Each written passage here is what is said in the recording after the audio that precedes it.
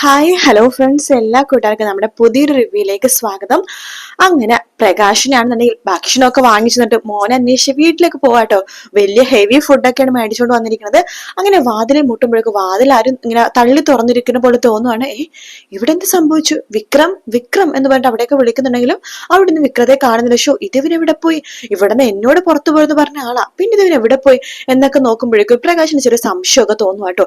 ഇനി വിക്രത്തിനെ ആരെങ്കിലും പിടിച്ചോണ്ട് പോയതാണോ എന്ന്, അതായത് ഇന്നലെ ഉപദ്രവിച്ച രാജപ്പന്റെ ഗുണ്ടകളോ കാർത്തികയുടെ ആൾക്കാരോ ആരെങ്കിലും ഒക്കെ എടുത്തോണ്ട് പോയതാണോ എന്നൊരു പ്രകാശിന് ഒരു ആദ്യം വരുവാണ്. പ്രകാശിന് അപ്പൊ തന്നെ പുറത്തൊക്കെ പോയിട്ട് ഇങ്ങനെ അന്വേഷിക്കുമ്പോഴേക്കും ആ കടക്കാരൻ പറയുന്നുണ്ട്, ആഹാ ഇതാരും പ്രകാശനോ? തന്റെ മോൻ അന്വേഷിച്ച് രണ്ട് ചെറുപ്പക്കാർ വന്നിരുന്നല്ലോ, കണ്ടിരുന്നോ? രണ്ട് ചെറുപ്പക്കാരോ? അതെ, ഈ കടയിൽ വന്നിട്ട് വിക്രത്തിന്റെ ഫോട്ടോ കാണിച്ചിട്ടാ ചോദിച്ചത് ഇവൻ ഇവിടെ ഇങ്ങനെ നിൽക്കുന്നുണ്ടോന്ന്.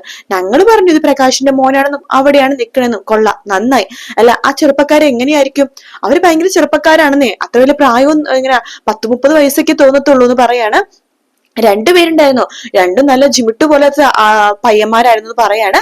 ഇത് കേൾക്കുന്ന പ്രകാശിന് ഏകദേശം മനസ്സിലായി, ഒന്ന് കിരണാണ്, മറ്റേതാരായിരിക്കും? മറ്റേത് ആരെങ്കിലും ആവട്ടെ, എന്തായാലും കിരൺ തന്നെ ഇതിന് പുറകിൽ ഉറപ്പാണ്. കാർത്തികനെ തള്ളിയിട്ടുണ്ട് അവൻ തന്നെയായിരിക്കും. എന്തായാലും എത്രയും പെട്ടെന്ന് കിരണിന്റെ വീട്ടിലേക്ക് പോകണമെന്ന് പറഞ്ഞിട്ട് പ്രകാശൻ അപ്പൊ തന്നെ കിരണിന്റെ വീട്ടിലേക്ക് പോവാണ്. കിരണിനോട് പറയണ്ട്, എന്റെ മോന് എന്തിനാ കിരൺ ഇങ്ങനെ ചെയ്ത്? അവനൊരു തെറ്റും ചെയ്തിട്ടില്ലല്ലോ. ഒരു തെറ്റും ചെയ്തിട്ടില്ലെന്നോ? എടോ, തന്റെ മോൻ ഇന്നലെ അർദ്ധരാത്രിക്ക് ഇന്ന സമയത്ത് തന്റെ മൂത്ത മോളുടെ വീട്ടിൽ കേട്ട് അവളുടെ തലതല്ലി പൊട്ടിച്ച കാര്യം താൻ അറിഞ്ഞില്ലേടോ? എടാ അവനല്ല അതങ്ങനെ ചെയ്തത്, ആ ഗംഗപ്രസാദിന്റെ ഗുണ്ടകളായിരിക്കും. താൻ എന്തിനാ കണ്ണടച്ച് ഇരുട്ടാക്കണത്? താൻ കണ്ണടിച്ചാൽ തനിക്ക് മാത്രം ഒരു ഇരുട്ട്, അതായത് ചുറ്റുള്ളവർക്കൊന്നും ഇരുട്ടാവില്ല, അത് താൻ മനസ്സിലാക്കുക. എന്തായാലും തന്റെ മോൻ തന്നെ അങ്ങനെ ചെയ്തത്, എന്നാലും തന്നെ സമ്മതിക്കണോടോ. തന്റെ മൂത്ത മോള്, തന്റെ ഇളയ മോൻ തലക്കടിച്ചിട്ടും തനിക്കൊരു പ്രശ്നവും ഇല്ല. തനിക്ക് ആ മോനെ മാത്രം മതിയെന്നേ ഉള്ളൂ. അവിടെ ബാക്കിയുള്ളവരൊക്കെ തന്റെ മക്കള് തന്നെയല്ലേടോ. തന്നെ പോലത്തെ അച്ഛന്മാർക്ക് ഈ ലോകത്ത് ഉണ്ടോടോ? ഈ ലോകത്തെ ശാപം തന്നെ. തന്നെ പോലത്തെ അച്ഛന്മാരാടോ? ഒന്നില്ലെങ്കിൽ താനൊക്കെ നേരത്തെ ഇല്ലാതാവണമായിരുന്നു. ഇതിപ്പോ ഇത്രയൊക്കെ ആയിട്ട് തന്റെ കിഡ്നിയും പോയി, തന്റെ എല്ലാം പോയിട്ട് തനിക്ക് ഇപ്പോഴും മോൻ തന്നെ മതിയെന്ന് പറഞ്ഞ് നിൽക്കുവാണ്. ഭൂമിക്ക് ഭാരമായിട്ട് ഓരോന്ന് ജീവിച്ചോളും. എടാ കിരണ, നീ അധികം ഒന്നും പറയണ്ട. എന്റെ മോൻ എവിടെയാടോ? എടാ തന്റെ മോൻ എവിടെയാന്ന് താൻ പോയി പോലീസ് സ്റ്റേഷനിലോ എവിടെയെങ്കിലും പോയി നോക്കണോ, അവിടെ എവിടെയെങ്കിലും ഉണ്ടാവും തന്റെ മോൻ എന്ന് കിരൺ പറയാണ്. ഓഹോ, അപ്പൊ നീ കള്ളക്കേസിൽ കൊടുക്കുക എന്റെ മോനെ പോലീസ് സ്റ്റേഷനിലാക്കിയല്ലേ? കള്ളക്കേസാണോ? താൻ പിന്നെ തന്നെ മോനെടുത്ത് തലയിൽ വെക്കുന്നുണ്ടല്ലോ. അവന് എന്ത് ഗുണമാണ് ഉള്ളത്? എന്ത് പെമ്പിളർക്കില്ലാത്ത ഗുണം ആമ്പിളർക്ക് ഉണ്ടാവുന്ന പറഞ്ഞു നടന്നതല്ലേ തന്റെ അമ്മയും താനും കൂടിയിട്ട്. എന്നിട്ടിപ്പോ തന്റെ അമ്മ എല്ലാം ശരിയാക്കി അവര് നല്ല രീതിയിൽ തന്നെ നടക്കാൻ തുടങ്ങി. പക്ഷെ താൻ ഇപ്പോഴും നന്നായിട്ടില്ല. ആണുങ്ങളും പെണ്ണുങ്ങളും അങ്ങനെ വേർതിരിച്ച് കണ്ട സ്വഭാവം ഒന്നും നിർത്തുക പ്രകാശ. തന്നെ നന്നാക്കിയിട്ട് ഒരു കാര്യമില്ലെന്ന് എനിക്കറിയാം. തന്നോട് ഇതൊക്കെ പറഞ്ഞത് വെറുതെ ആണെന്ന് എനിക്കറിയാം. എന്നാലും ഞാൻ പറയണമെന്നേ ഉള്ളൂ, തന്നെ പോലത്തെ ഇത്ര മന്ദബുദ്ധികളായിട്ടുള്ള പാരന്റ്സ് ഉള്ളിടത്തോളം കാലം ഈ ലോകം ഇങ്ങനെ തന്നെ ആയിരിക്കോടോ എന്നൊക്കെ കിരൺ പറയാണ്. നീയൊക്കെ വലിയ ആളല്ലേടാ? അതേടാ, ഞങ്ങളൊക്കെ വലിയ ആൾക്കാർ തന്നെയാ. ഞങ്ങൾ ആൺ പെണ്ണൊന്നും വേർതിരിവൊന്നുമില്ല നിന്നെ പോലെ. കേട്ടല്ലോ, ഇറങ്ങി പോവാൻ നോക്കടാ. നിന്നോട് സംസാരിക്കണ തന്നെ നാണക്കേടാ, ഇറങ്ങി പോടോ എന്ന് പറഞ്ഞിട്ട് പ്രകാശിനെ പിടിച്ച് തള്ളിയിട്ട് കിരൺ വാതിലടക്കുവാട്ടോ. ഓഹോ, അവൻ തന്നെ പടിക്ക് പിണ്ടം വെച്ച പോലെ തന്നെയാ വാതിലടച്ചത്. എന്തായാലും പോലീസ് സ്റ്റേഷനിൽ പോയി ഒന്ന് അന്വേഷിക്കാം എന്ന് പറഞ്ഞിട്ട് വേഗം തന്നെ പ്രകാശ് പോലീസ് സ്റ്റേഷനിലേക്ക് പോവാണ്. അപ്പൊ പോലീസിനോട് എന്റെ മോനെ ഇവിടെ ആക്കിയിട്ടുണ്ടെന്ന് പറയാം. ഏതോ സ്കൂളിൽ അഡ്മിഷൻ എടുത്തേക്കണ പോലെ അയാളുടെ വരവ്. തന്റെ മോനെ വെറുതെ ഇവിടെ കാണിക്കാൻ പറ്റുമൊന്നുമില്ല. തന്റെ മോനെ ഇവിടെ പിടിച്ച് ജയിലിലിട്ടേക്കുക. കുറെ കേസുകൾ അവന്റെ പേരിലുണ്ട്. ഇന്നലെ അവൻ അർദ്ധരാത്രി കയറി കഴിഞ്ഞ സമയത്ത് സ്വന്തം ചേച്ചിയുടെ തലയെ തല്ലി പൊട്ടിച്ചിരിക്കണത്. ശരിക്കും പറഞ്ഞത് വലിയൊരു വാർത്തയാക്കിയിട്ട് ടിവിക്കാർക്കും ചാനലുകാർക്കൊക്കെ എറിഞ്ഞു കൊടുക്കേണ്ടത് അവനാ. പിന്നെ ചെയ്തില്ല, അവനെ ഇഞ്ച പരുവാക്കിയിട്ടുണ്ട്. അവനൊടിയ ശരീരത്തിൽ സ്ഥലങ്ങളൊന്നും ഇല്ല. അതുകൊണ്ട് നാളെ കോടതിയിൽ ഹാജരാക്കും. ഈ പ്രാവശ്യം എന്തായാലും തനിക്ക് പുറത്തിറക്കാൻ പറ്റുമെന്ന് താൻ വിചാരിക്കേണ്ട പ്രകാശ. എന്തായാലും മോനെ കാണാൻ വന്നതല്ലേ, മോന്റെ അവസ്ഥയൊക്കെ കണ്ടിട്ട് സങ്കടപ്പെട്ട് അങ്ങോട്ട് പോയിക്കോ എന്ന് പറഞ്ഞിട്ട് പ്രകാശിനെ കാണിച്ചെടുക്കുകയാണ് വിക്രത്തിന്. വിക്രം നോക്കുമ്പോ ഒരു മൂലക്ക് ഒടിഞ്ഞു തളർന്ന് കിടക്കുവാട്ടോ. കാരണം അത്രയ്ക്ക് ഇഞ്ചപ്പരുവായി വിക്രം. അങ്ങനെ വിക്രത്തിന്റെ അടുത്ത് പ്രകാശം പറയണ്ട, മോനെ എന്ന് പറയുമ്പോ, അച്ഛാ എനിക്ക് വയ്യ അച്ഛാ, ചത്താ മതി, എനിക്ക് അത്ര വേദന എടുക്കണ്ട അച്ഛാ. എടാ മോനെ, നീ അങ്ങനെ പറയല്ലേ, നോക്ക് നാളെ നിന്നെ കോടതിയിൽ ഹാജരാക്കുന്നാ പറഞ്ഞത്. എത്ര വലിയ വക്കീലിനെ വെച്ചിട്ടാണെങ്കിൽ എന്റെ മോനെ ഞാൻ പുറത്തിറക്കും. ഇല്ലച്ചാ, എനിക്ക് തോന്നുന്നില്ല പുറത്തിറങ്ങാൻ പറ്റുമെന്ന്. എന്തായാലും കുഴപ്പമില്ല അച്ഛാ, ആ കാർത്തിക ചത്തോ എനിക്ക് അത്ര മാത്രം അറിഞ്ഞാൽ മതി. ഇല്ലടാ, അവള് അവിടെ ഹോസ്പിറ്റലാണ്. കിരണും കല്യാണി രാത്രി അവിടെ പോയിട്ട് അവളെ രക്ഷിച്ച് ഹോസ്പിറ്റലാക്കി. ഞാൻ കിടക്കണതൊക്കെ വെറുതെ ആയല്ലോ അച്ഛാ, എന്നാ എനിക്കിനി പുറത്തിറങ്ങണോ അച്ഛാ എന്ന് പറയാണ്.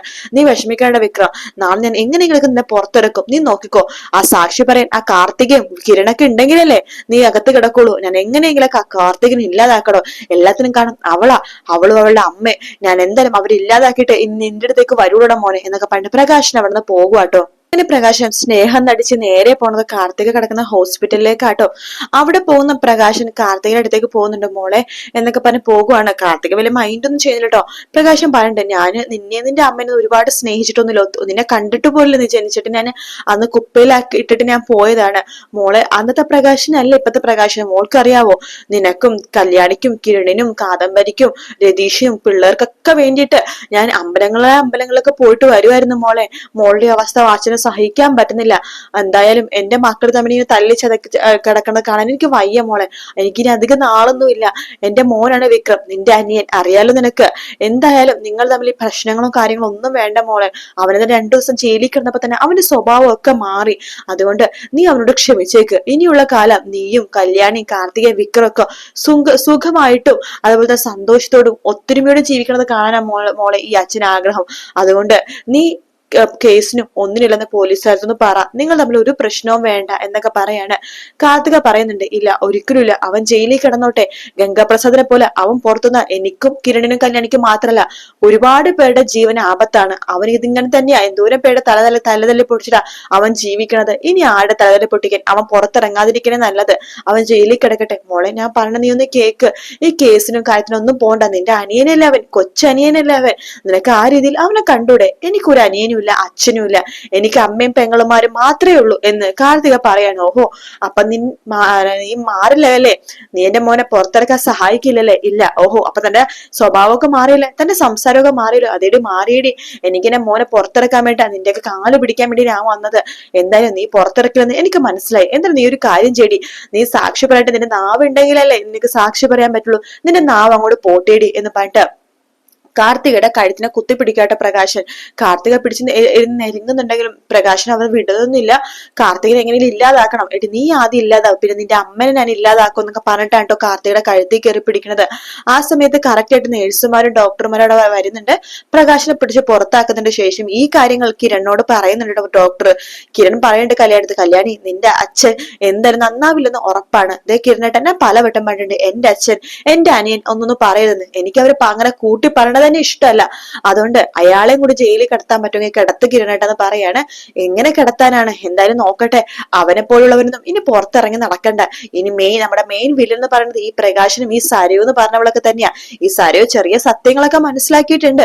അവള് ശരിക്കും സത്യങ്ങൾ മനസ്സിലാക്കാനാ അവള് ശരിക്കും ഇങ്ങോട്ടേക്ക് കേറി വരും. പിന്നെ എല്ലാവരും ഇല്ലാതാക്കാനേ അവള് ശ്രമിക്കുള്ളൂ. അതുകൊണ്ട് മെയിൻ ശത്രു അപ്പുറത്തേക്കുള്ള സരയു തന്നെയാണ്. എന്തായാലും ശത്രുക്കളെയൊക്കെ ഒടുക്കിയേ പറ്റൂ കല്യാണി നമുക്ക് എന്നൊക്കെ കിരൺ പറയാട്ടോ. എന്തായാലും കാത്തിരുന്ന് കാണാൻ നല്ല നല്ല എപ്പിസോഡ്സിന് വേണ്ടിയിട്ട് വീഡിയോ ഇഷ്ടപ്പെടുകയാണെങ്കിൽ ലൈക്ക് ചെയ്യാനും സബ്സ്ക്രൈബ് ചെയ്യാനും കമന്റ് ചെയ്യാനും മറക്കല്ലേ കേട്ടോ. മറ്റൊരു വീഡിയോ ആയിട്ട് വീണ്ടും കാണാം friends. Take care, bye bye.